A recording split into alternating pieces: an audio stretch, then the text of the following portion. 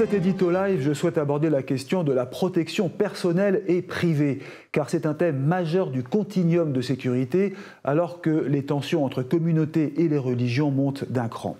Est-on suffisamment protégé? Faut-il plus d'agents de sécurité devant les écoles, les lycées, les entreprises? Il y a, vous le savez, des cabinets spécialisés qui peuvent nous aider à mieux nous protéger. Mais sont-ils utiles?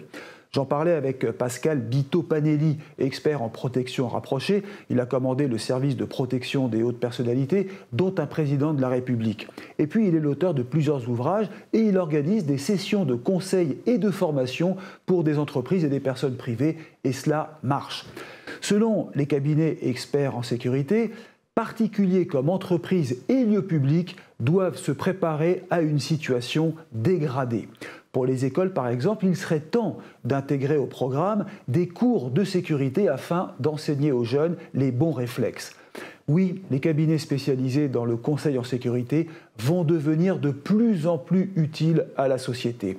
Et les entreprises le savent, surtout les grosses firmes qui ont recours à leurs services. Mais ce n'est pas le cas des PME qui ne se soucient pas de leur sécurité. Et sur ce point, la France est plutôt en retard en termes de protection. Et c'est là que le continuum va jouer un rôle important.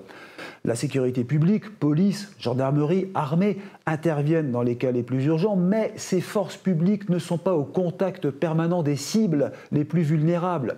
La culture de la sécurité privée doit donc se renforcer et se développer urgemment, me dit l'un des plus grands experts du secteur. Il est urgent de renforcer la performance des techniques anti-intrusion, éviter qu'un individu franchisse les fourches de la sécurité. Alors, doit-on mieux se protéger? La réponse est oui. Mieux protéger les autres aussi, pour mieux protéger son propre pays, afin qu'il ne parte pas à la dérive de l'insécurité qui peut surprendre à tout moment.